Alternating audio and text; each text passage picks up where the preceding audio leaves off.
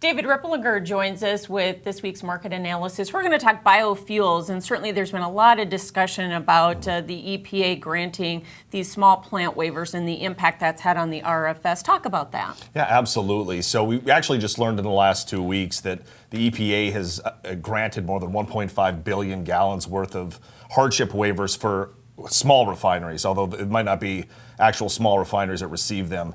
That's providing some information of what's been going on in Washington, and it's really given additional information for how the market is working and might be working in the future. And it doesn't sound like EPA is going to reallocate those volumes either, right? I would be surprised. You know, one of the challenges in doing that is, would you give it back to the refineries who've already been granted the waiver, or would you allocate it to a different refinery, which I think would also be unfair.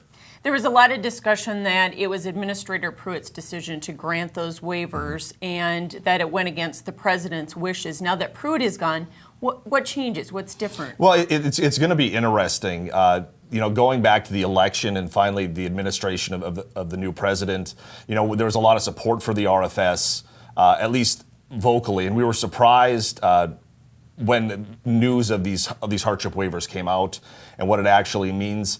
Going forward, it's going to be interesting. One of the things we're just learning on the fly is, you know, what actually happened. And we're still learning about that. Again, it took a few months to actually get those numbers on how many hardship waivers had been announced, let alone what actually happened. There's been very little transparency, which is difficult for the market because we need to know, you know, how rules are made, how decisions are made so the market can function well.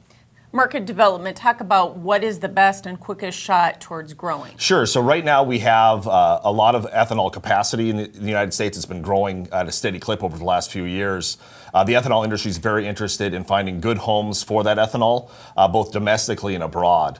Domestically, there's been a lot of effort in developing E15. For the first thing that's required for that is for EPA to allow year-round E15 sales, which has, of course, not happened yet.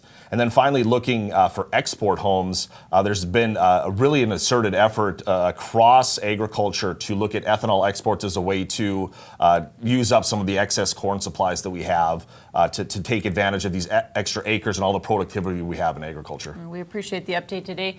David Ripplinger joining us here with our markets this week, and for the extended conversation, you can go to AgweekTV.com.